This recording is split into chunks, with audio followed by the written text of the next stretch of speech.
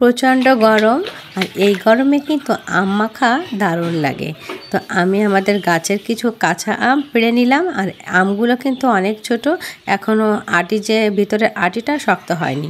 তো এই ধরনের কিছু আম আমি পেড়ে নিলাম।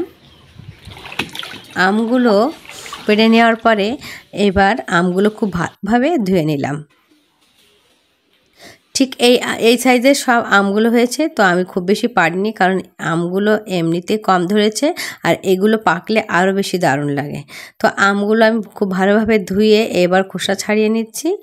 সব আমগুলো আমি একইভাবে খোসা ছাড়িয়ে আবার ধুয়ে নিলাম। তারপর হচ্ছে একটা গ্রেটারের সাহায্যে খুব ভালোভাবে গ্রেট করে নিচ্ছি।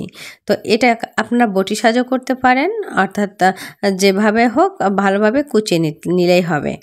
তো আমার মনে হয় গ্রেটার দিয়ে গ্রেট করে নিলে এটা অনেক বেশি মিহি হয় আর খেতে ভালো লাগে, অর্থাৎ আমার পছন্দ। আর আমি কয়েকটা লেবুর পাতা ছিঁড়ে নিলাম, আর এখানে আম মাখানোর জন্য নিয়েছি আমি এখানে মরিচ ভাজি করে নিয়েছি 2টা, আর হচ্ছে সরিষা বাটা। তো এখানে বলে রাখি, যারা মরিচটা বেশি খান তার অবশ্যই মরিচের পরিমাণটা বেশি দিয়ে নিতে পারেন। আমি মরিচটা তেমন পছন্দ করি না, এই জন্য অল্প পরিমাণে দিলাম। এবার দিয়ে দিলাম স্বাদ মতো লবণ, অর্থাৎ যদি আমটা বেশি টক হয় তাহলে লবণটা একটু বেশি লাগে, আর যদি আমটা একটু টক কম হয় তাহলে অল্প লবণে হয়ে যায়।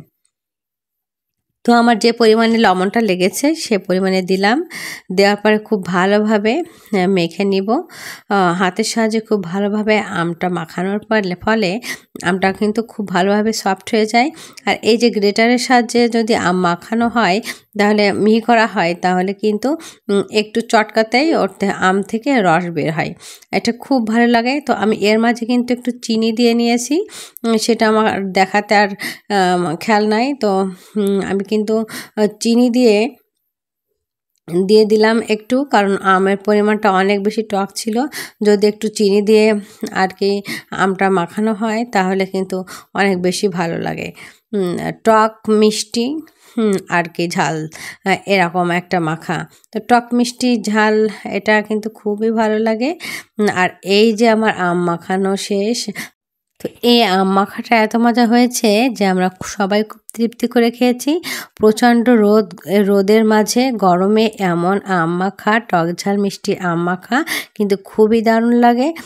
আর হচ্ছে আমি কিন্তু পুরো একটা বাটি শেষ করে ফেলেছি, এত মজা হয়েছে।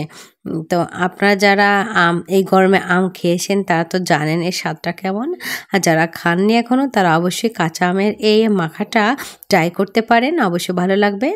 আর যেখানে বিদায় নিচ্ছি, আল্লাহ হাফেজ।